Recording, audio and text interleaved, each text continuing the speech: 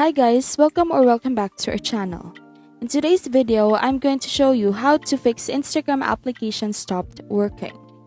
But before that, if you are new, please hit the like and subscribe button and hit the notification bell so you can be notified if we post another video.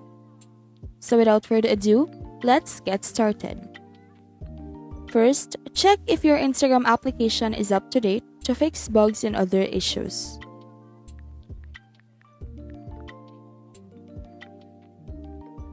However, if after updating the application and it still does not load, go to your settings, then general, then tap on the phone storage.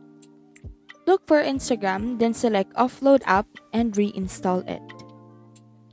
If it still does not work, go back to the settings and scroll to the bottom of it to check on the application you have just installed. Look for Instagram and make sure you allow your Instagram to have access that will allow it to be functional. That's it. Thank you for watching. We hope you learned something from this video. Don't forget to like and subscribe and hit the notification bell if you want to see more of this.